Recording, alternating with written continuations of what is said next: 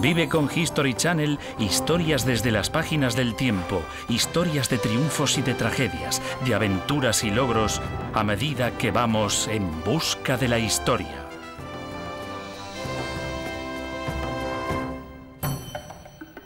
Volvamos al primer gran centro mundial del saber, un lugar donde los sabios eran los reyes.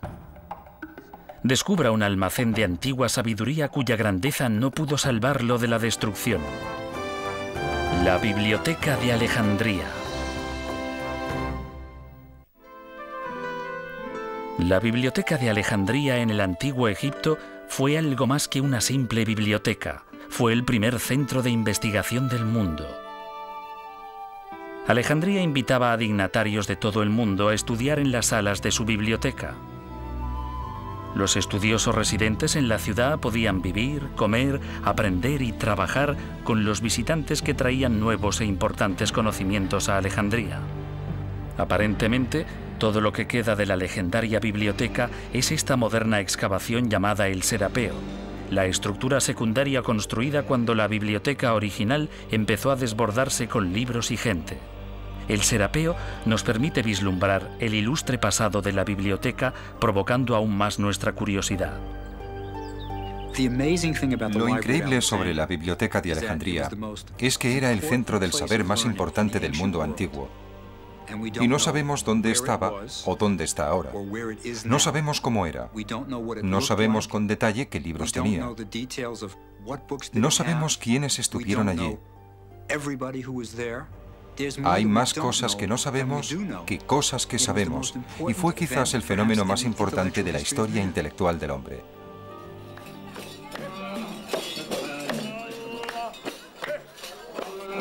Hoy día viven más de 3 millones de personas en Alejandría, la mayoría seguidores del Islam. Las viejas calles están inundadas de tiendas y edificios construidos junto a antiguas ruinas. Situada a 210 kilómetros al noroeste de El Cairo, Alejandría es la segunda ciudad más grande de Egipto y sede de su principal puerto.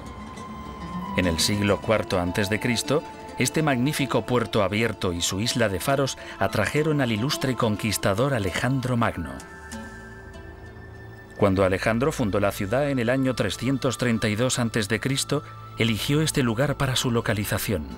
El mar Mediterráneo, la isla de Faros y la proximidad del río Nilo la convertían en una buena base naval. El puerto natural permitía el fácil acceso a todas las naciones del cada vez más floreciente Mediterráneo. El comercio y el intercambio con otras civilizaciones resultaba posible. Alejandría poseía todos los atributos para convertirse en el nuevo centro mundial del pensamiento y la cultura. Cuando Alejandro Magno contempló el puerto vacío, tuvo una visión clara de la ciudad que llevaría su nombre.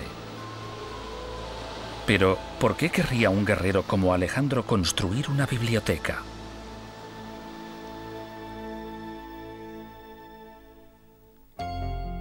Mucho antes de que Alejandro penetrase en Egipto, generaciones de griegos luchaban por desvelar los enigmas de la existencia. Todo estaba abierto a la investigación. Atenas, en Grecia, se convirtió en el centro intelectual de la antigua Grecia.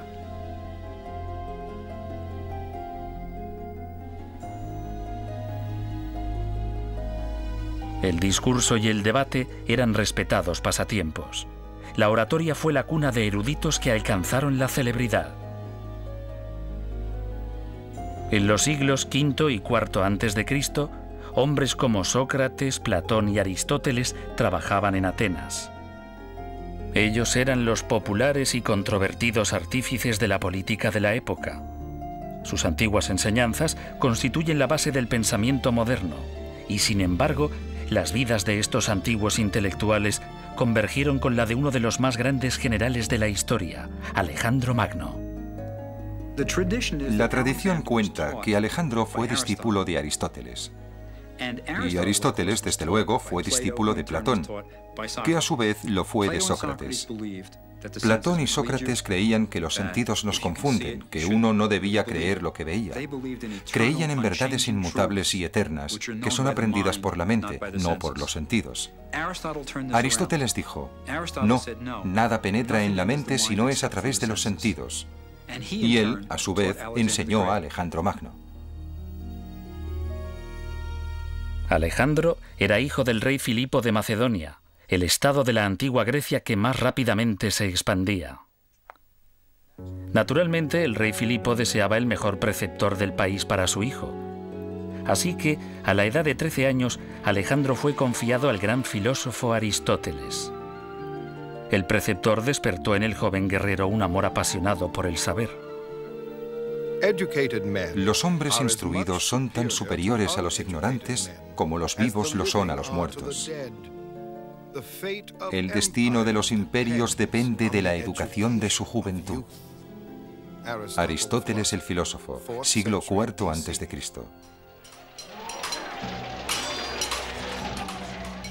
Alejandro consideraba el conocimiento como un arma para el poder. En su lucha para conquistar el mundo una década más tarde, Alejandro llevaba consigo en las batallas una copia de Aristóteles de la Ilíada de Homero. El guerrero era también un poeta. Guiando a su impresionante ejército a través de Asia hasta la India occidental, el joven general inspiraba admiración. Su campaña para defenderse de la dominación persa penetró como una lanza en el mundo antiguo, ganándose el apoyo de ejércitos, imperios y países.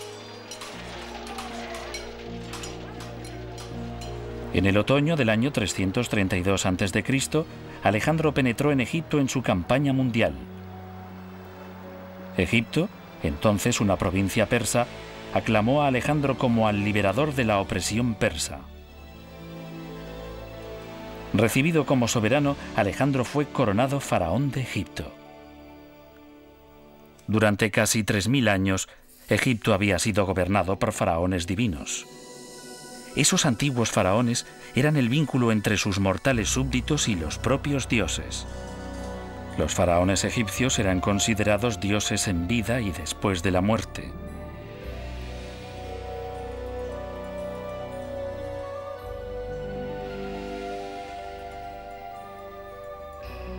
Pero Alejandro era griego, no egipcio. No tenía asegurada la vida después de la muerte, y por eso Alejandro Magno buscó su propia inmortalidad. En lo profundo del desierto de Siwa, Alejandro consultó el oráculo de El Oculto, el gran dios egipcio Amón. La leyenda cuenta que Alejandro guardaba un secreto, que era el descendiente no del mortal rey Filipo, sino hijo del propio dios Amón. Fue a Siwa y preguntó al oráculo del dios Amón si eso era cierto. Y en un sueño vio al dios Amón abrazar a su madre. Así que esta era la garantía, la confirmación de su pretensión. Entonces preguntó a su padre, el dios Amón, si quería que él hiciese algo. Y la respuesta vino también a través de un sueño. Rey, soy el dios Amón que te habla. Ve y funda una ilustre ciudad donde está la isla de Faros. Él inmediatamente hizo esto.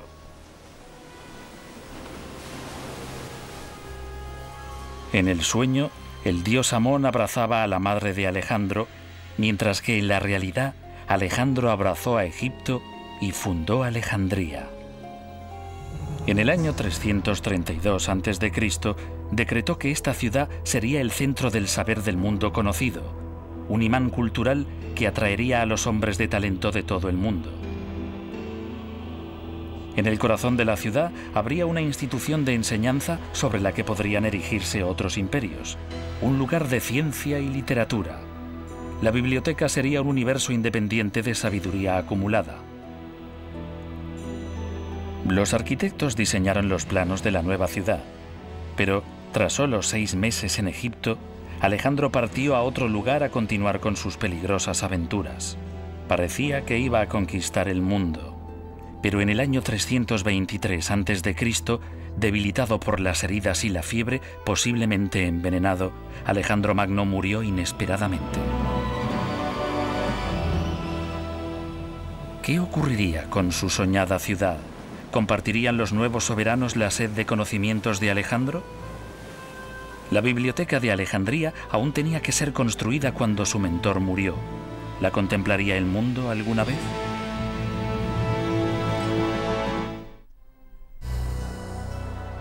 Con la fundación de Alejandría se inició un nuevo y brillante período de la historia de Grecia. Era el amanecer de un nuevo imperio y de una nueva forma de pensamiento. Cuando Alejandro Magno murió, Ptolomeo, su general de más confianza, le sucedió en el gobierno de Egipto y construyó la biblioteca concebida por Alejandro. Ptolomeo I inició una dinastía, una serie de reyes de la misma familia que gobernarían Egipto durante casi 300 años. Ptolomeo I convirtió a Alejandría en la capital de Egipto, pero la ciudad aún se enfrentaba a la poderosa competencia de los militares que gobernaban otros países. Competían unos con otros en poder, en riqueza y en grandeza. Uno de los campos de competición era la cultura. Ptolomeo quería que su ciudad fuese no solo la capital de un poderoso país, sino un centro de ilustración, conocimiento y aprendizaje. Los primeros ciudadanos de Alejandría eran egipcios, soldados macedonios, una gran comunidad judía e inmigrantes griegos. Gracias a Ptolomeo, Alejandría empezó inmediatamente a atraer a influyentes intelectuales de todo el mundo griego. Ptolomeo I era un hombre de voluntad de hierro y gran inteligencia. Se rodeó de un círculo de importantes hombres ilustrados en los campos de la literatura, la filosofía y la ciencia.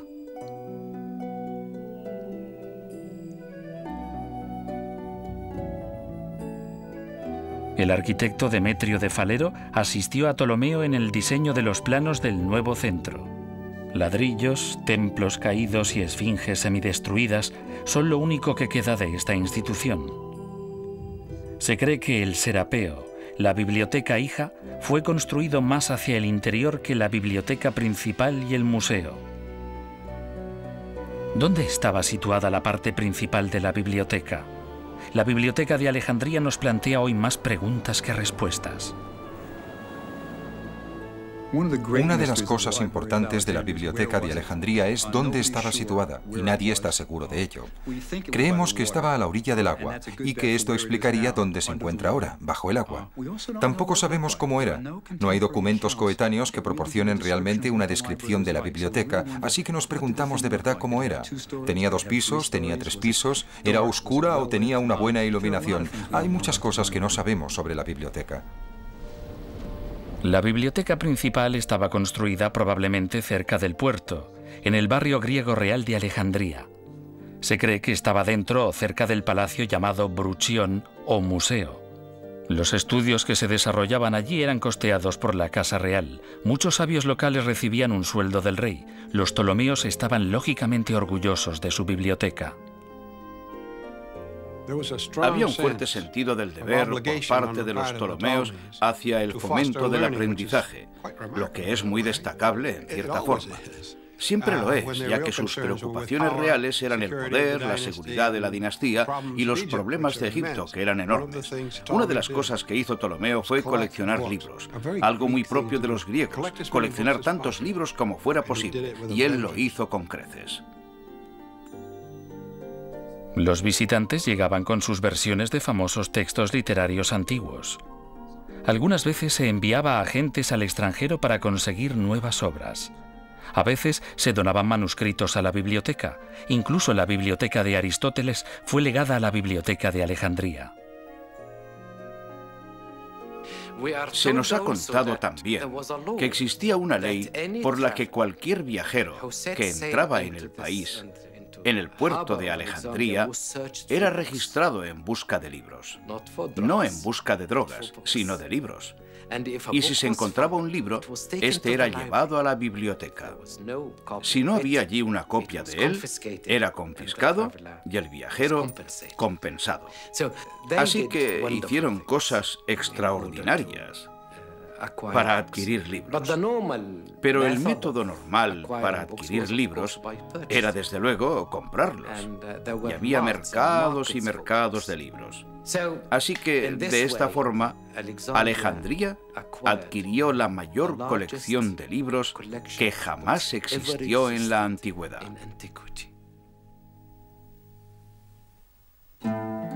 ¿Cuántos manuscritos contenía la biblioteca de Alejandría?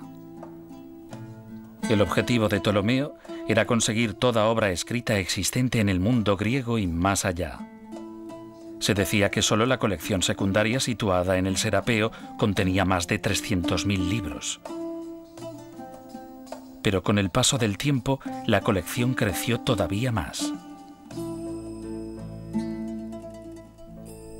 No sabemos cuántos libros había. Las autoridades en la materia dicen que alrededor de 400 a 500.000, lo que supondría una biblioteca increíblemente grande según todos los estándares. Pero el recuento de libros es una ciencia muy inexacta. En la biblioteca de Alejandría, los manuscritos no solo eran almacenados. Eran utilizados como fuentes de investigación y de referencia para los nuevos estudiosos. Y los libros más valiosos eran copiados por escribas locales e intercambiados por libros de otras partes del mundo antiguo. Algunas de las obras más importantes de la historia se habrían perdido para siempre de no haber sido copiadas en Alejandría. Lo más importante de la biblioteca y del Museo de Alejandría es que hacían lo que una gran biblioteca hace: difundían el conocimiento. Cuando entras en una biblioteca y coges un libro, estás realizando una de las grandes funciones culturales básicas y la biblioteca está cumpliendo su misión. Cada obra debía ser catalogada, posiblemente referenciada y colocada en su lugar. Los bibliotecarios debían ser capaces de encontrar los libros fácilmente y nuevas obras entraban constantemente a raudales.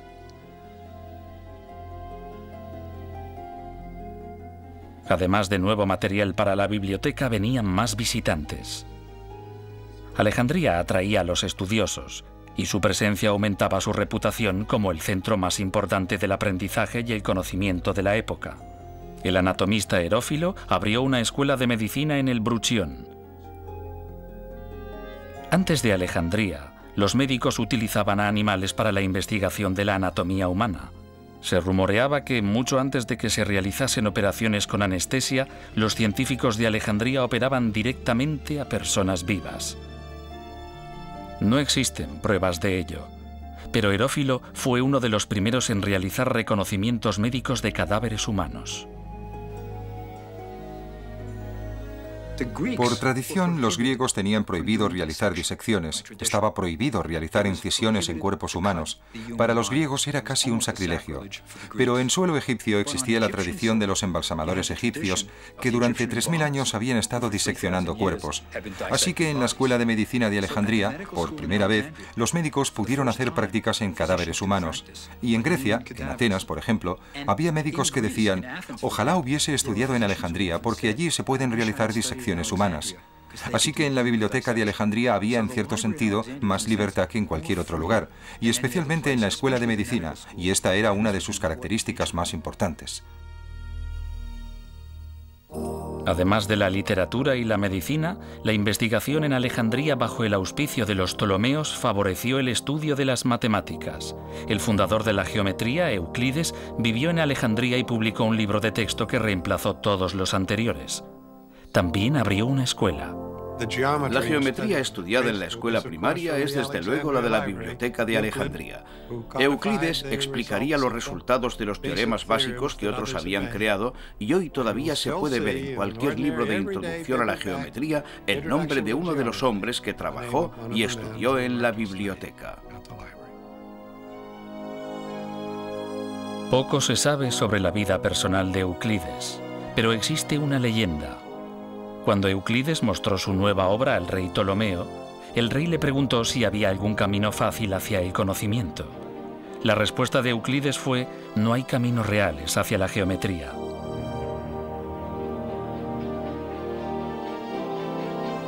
Ptolomeo trabajó sin descanso para construir la biblioteca, pero cuando envejeció encargó a su hijo el gobierno de la tierra de los faraones. Y cuando Ptolomeo murió en el año 283 a.C., Ptolomeo II se convirtió en el único soberano de Egipto. La gran dinastía tolemaica continuaría durante casi 300 años hasta la muerte de Cleopatra y dejaría una huella indeleble en la Biblioteca de Alejandría.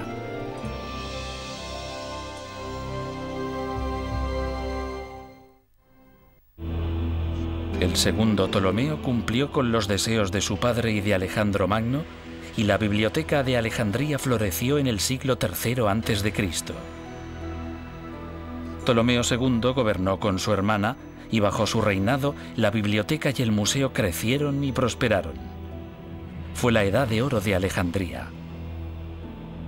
Además de ampliar la biblioteca y el museo, Ptolomeo II construyó la última de las 7 maravillas del mundo antiguo, un faro colosal en la isla de Faros.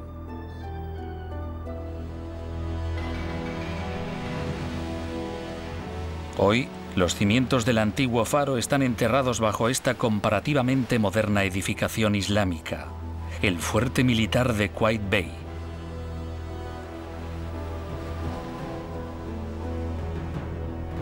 Pero en la época tolemaica, los viajeros que llegaban a Alejandría contemplaban el primer faro de la historia diseñado arquitectónicamente, una maravilla de la construcción de 3 niveles de unos 120 metros de altura. Se precisaban enormes cantidades de combustible para mantener el faro encendido. Los antiguos quemaban seguramente excrementos animales para poder enviar un poderoso haz de luz de bienvenida de Alejandría al mundo.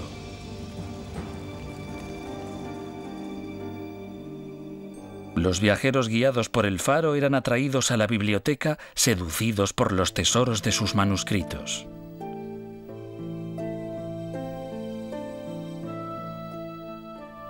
La historia de Egipto sería una de las cosas típicas que se podían encontrar en la biblioteca. Historia y archivos y literatura serían un ejemplo del tipo de documentos necesarios para que un estudioso pudiese realizar su investigación. La dificultad estaba desde luego en que había 2 idiomas implicados, el egipcio y el griego. Pero la lengua básica de la biblioteca era casi en su totalidad el griego, ya que había un soberano griego, una corte griega y una cultura griega impuesta en la increíblemente antigua civilización de Egipto. La biblioteca almacenaba todo tipo de literatura. Todos los grandes filósofos griegos deben haber estado representados, incluyendo los escritos de Diógenes. Diógenes se había inspirado en un joven campesino que vivía en la sencillez.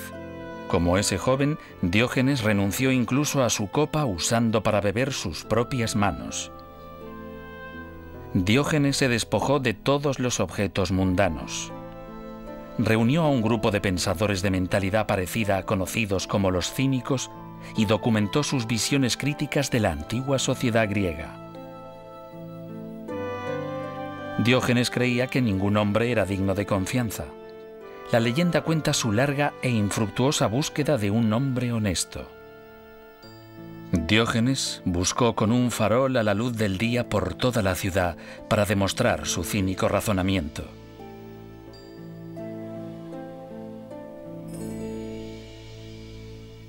Los manuscritos de Diógenes el Cínico constituyeron una parte de la inmensa colección de la biblioteca. La biblioteca de Alejandría era realmente única en un sentido importante. Era ecléctica, lo querían todo.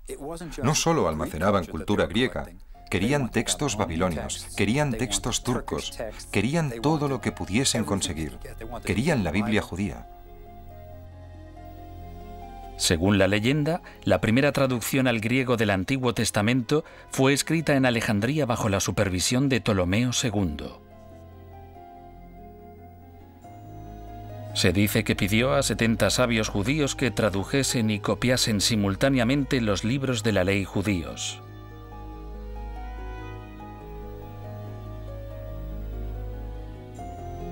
El texto estaba en hebreo. Pero en Alejandría había una enorme comunidad judía. Parece que esa comunidad fue rápidamente helenizada y que el hebreo dejó de hablarse y entenderse. Por eso era necesaria una versión griega, y esta se hizo en Alejandría. Con un nombre inspirado en el número de sabios que la copiaron, la versión de los 70 hizo el texto del Antiguo Testamento accesible a un amplio número de personas y creó la base para otras incontables traducciones de la Biblia. La Biblia y todos los libros de esa época estaban escritos en rollos de papiro. La palabra papel viene de la egipcia papiro, la planta de la que se hacían los rollos de pergamino. Los papiros crecían a lo largo de las orillas del Nilo. Los antiguos prensaban cañas de papiro mojadas. Las machacaban hasta obtener láminas y cuando éstas estaban secas se podía escribir sobre ellas con pluma y tinta. Un escriba tardaba mucho en terminar un libro, y no creo desde luego que se tomasen el trabajo como nosotros lo hacemos. Nosotros nos volveríamos locos tratando de copiar un libro a mano en un papiro, pero era una profesión famosa, y algunos escribas se convirtieron en gente importante. Desde luego, en aquel entonces ser capaz de leer y escribir era casi mágico. La astrología y la astronomía fueron ciencias famosas a lo largo de la existencia de la Biblioteca de Alejandría. Muchos antiguos creían en la influencia de las estrellas y los planetas en la vida cotidiana. Lo que se creía era, desde luego, que lo que pasa arriba pasa abajo. Lo que ocurría en los cielos influía en lo que había en la tierra. Así que la astrología formaba parte de la astronomía, y los astrónomos eran astrólogos, y los astrólogos astrónomos. Para predecir lo que ocurría en la tierra, uno tenía que observar atentamente lo que ocurría arriba. En Alejandría, Aristarco fue el primero en afirmar que la Tierra gira alrededor de un sol inmóvil. Aproximadamente 100 años más tarde, Hiparco fue el primero en representar en un mapa más de 1000 estrellas. Incluso llegó a calcular la distancia del año solar con un margen de error de solo 7 minutos. La biblioteca debió ser un lugar excitante. Quiero decir que era lo más parecido a una beca del gobierno con la que uno podía hacer lo que quería y ser apoyado. La idea de fondo era estudiar todo por su propio interés y tratar de reunir todos los conocimientos para desvelar los misterios del universo. Pero mientras los sabios de Alejandría resolvían los enigmas de la mente, el poder de los romanos iba surgiendo en Oriente. ¿Sería capaz este oasis del conocimiento de sobrevivir en un mundo cada vez más amenazador? En Alejandría, otro Ptolomeo fue coronado rey de Egipto en el año 246 a.C. Ptolomeo III era un conquistador. Viajó por todo el mundo y regresó a Alejandría con valiosísimos tesoros egipcios robados por los persas 300 años antes.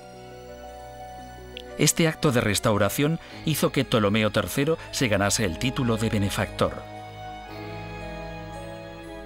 Bajo su reinado, la tradición del aprendizaje prosperó en Alejandría durante otra generación.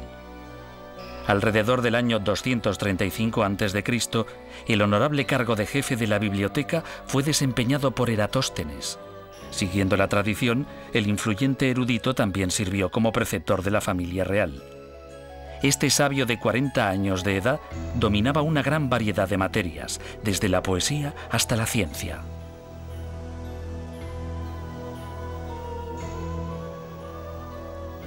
Eratóstenes es el primero en calcular la circunferencia de la Tierra. Es importante resaltar que a todos nos enseñaron en la escuela que Colón fue el que demostró que la Tierra era redonda. Los griegos instruidos ya sabían que la Tierra era redonda mucho antes que Colón. Incluso en uno de los diálogos de Sócrates, este dice: cuando describimos la Tierra sabemos que es una esfera suspendida en el firmamento. Así que se sabía que la Tierra era redonda. La pregunta era, ¿qué tamaño tenía? Observando la proyección de las sombras en Alejandría y en el sur de Egipto al mediodía en el mismo día, y calculando la diferencia entre el tamaño de cada sombra y la distancia entre los dos puntos de referencia, Eratóstenes fue capaz de calcular la circunferencia de la Tierra. Dijo que la Tierra tenía una circunferencia de 39.700 kilómetros. Sorprendentemente, solo se equivocó en unos 322.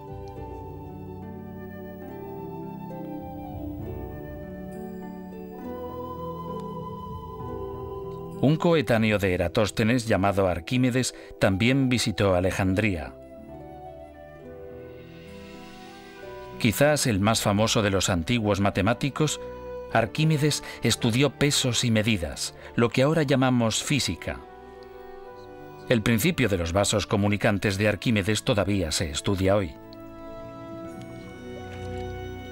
En la cumbre de su popularidad, raudales y raudales de grandes pensadores pasaron por Alejandría. Pero con el tiempo, el brillo de la biblioteca empezó a desaparecer.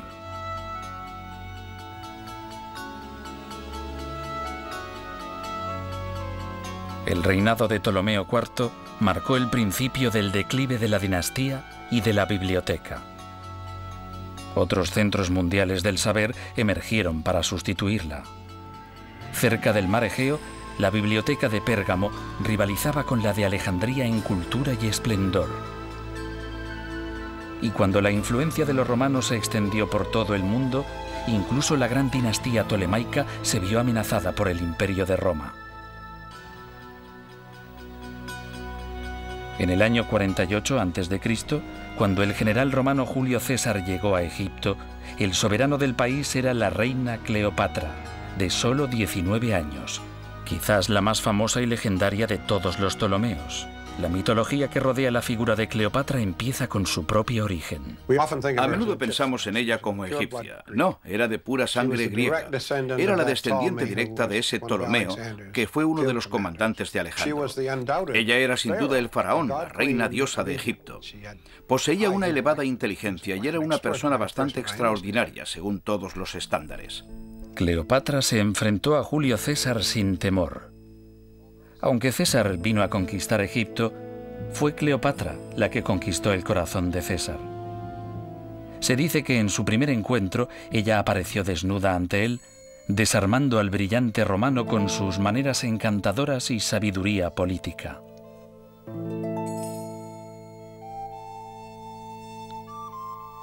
Pero más allá de su naturaleza seductora, Cleopatra poseía admirables habilidades militares y una aguda inteligencia. Lo importante es que Cleopatra era realmente una intelectual. De todos los Ptolomeos, Cleopatra fue la única que sabía hablar egipcio. Era sabido que podía recibir a los que venían a su corte en sus propios idiomas, y probablemente cuando César llegó y cuando Marco Antonio llegó, pudo hablar con ellos en latín. Así que Cleopatra seguramente tuvo un interés activo en la biblioteca, casi con seguridad como una intelectual. Se dice incluso que Cleopatra escribió algunas obras que pudieron estar en la biblioteca.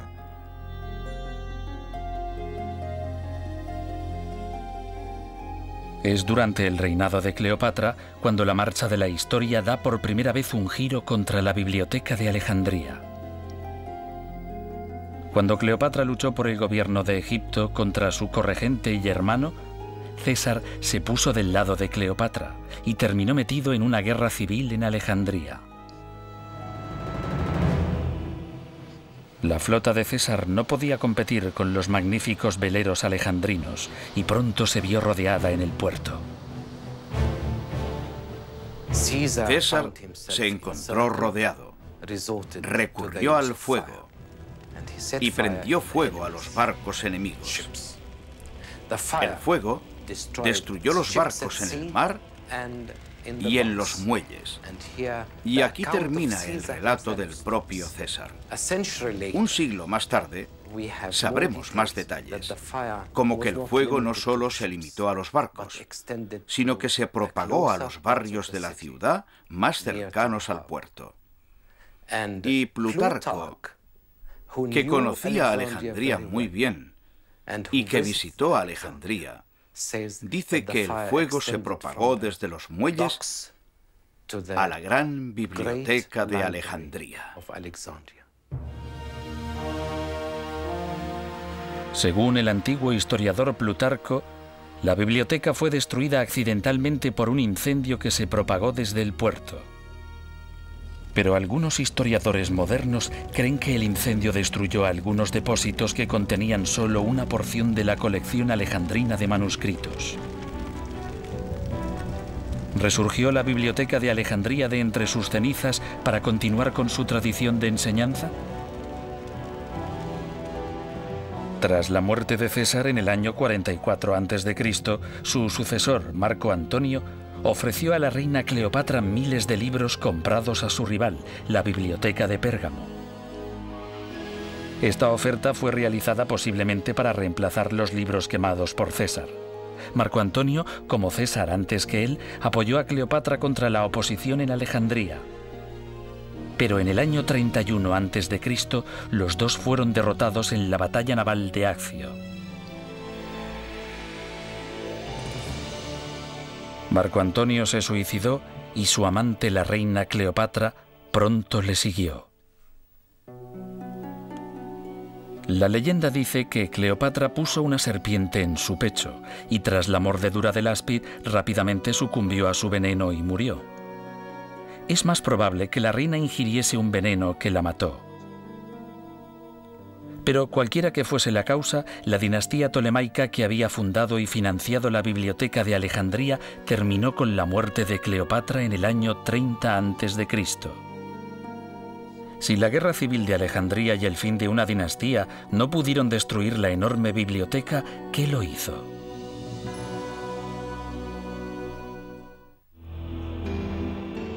Con el fin del gobierno tolemaico en el año 30 a.C., Alejandría se convirtió en la capital de una provincia romana reclamada por el sobrino nieto de Julio César, César Augusto, el primer emperador romano.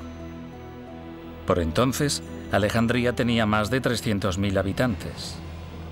La ciudad disfrutaba de una nueva energía que había estado ausente durante los 50 años anteriores. Pero bajo la influencia romana, la biblioteca no prosperó como lo había hecho en el pasado.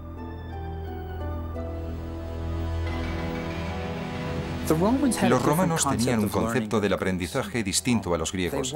No tenían iniciativa intelectual, no disfrutaban con el mero hecho de aprender, con la razón pura. Así que cuando los romanos llegaron, les gustaba el lujo, les gustaba lo de ser momificados, les encantaba la idea de la inmortalidad, pero mantener la biblioteca ya era otra cosa. Pero la biblioteca siguió todavía produciendo estudiosos dedicados a la investigación. Claudio Ptolomeo, un romano de ascendencia griega, nació aproximadamente a finales del primer siglo de nuestra era. Fue educado en la biblioteca y el museo y publicó libros sobre geografía y ciencia. Partiendo de la obra anterior de Hiparco, Claudio escribió varios volúmenes sobre astronomía y astrología. Claudio defendió la idea de que la Tierra era el centro del sistema solar. Esta teoría fue conocida como el sistema tolemaico de astronomía, que fue utilizado hasta el siglo XVI. Sé que soy mortal y efímero, pero cuando contemplo las espirales circulares de las estrellas, dejo de pisar el suelo con mis pies y me siento con el propio Zeus, y tomo mi ración de ambrosía, el manjar de los dioses. Claudio Ptolomeo. Claudio Ptolomeo vivió durante una época relativamente pacífica de la historia de Roma.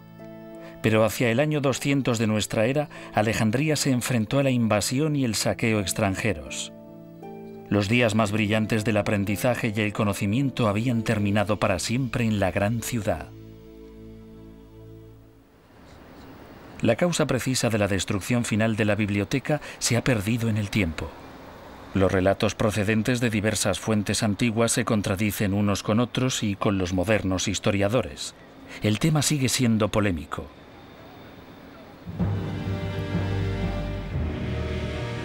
Hacia el año 400, el paganismo fue proscrito y el cristianismo prevaleció como la religión oficial del Imperio Romano.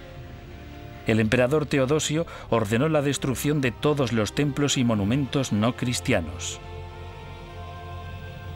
Los sabios paganos fueron asesinados en las calles. En una época de constante confrontación étnica y rebelión, la biblioteca pudo haber sido destruida por los cristianos.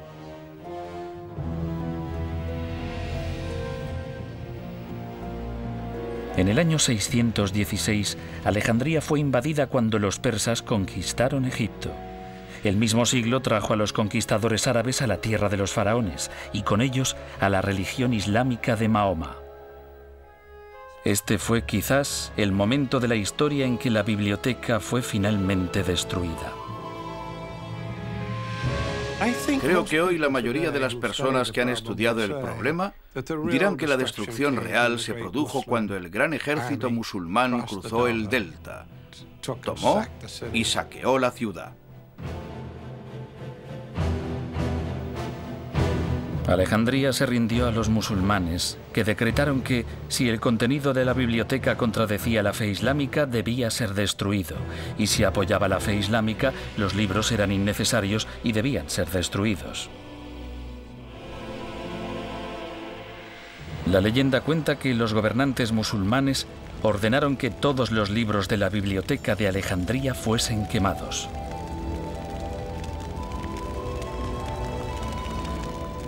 Combinando todas las historias que rodean el declive y la destrucción de la biblioteca de Alejandría, es posible que lleguemos a la verdad. Quizás la gran institución fue muriendo gradualmente. El incendio de César, la falta de financiación, la revolución cristiana, la invasión musulmana y el húmedo clima de la costa de la magnífica ciudad portuaria pueden haber contribuido todos juntos a la pérdida de la mayor colección de manuscritos de la antigüedad. Si sobrevivió algo, debió simplemente desintegrarse. Quizás lo importante sea no cómo desapareció la biblioteca, sino que existiese alguna vez. Creo que lo maravilloso acerca de la Biblioteca de Alejandría es que la hicieran, que los Ptolomeos quisiesen apoyar a este grupo de intelectuales que no hacían nada por la economía de Grecia. No aportaban dinero, no hacían ninguna contribución al estilo de vida tolemaico, pero aún así ellos la mantuvieron. El aprendizaje se consideraba bueno en sí mismo, y eso es maravilloso. Los grandes centros de investigación del mundo actual son hijos de la gran biblioteca de Alejandría. Allí, hace 2000 años, el conocimiento era algo codiciado y los intelectuales eran héroes. Es un legado que ilumina nuestro sendero a medida que vamos en busca de la historia.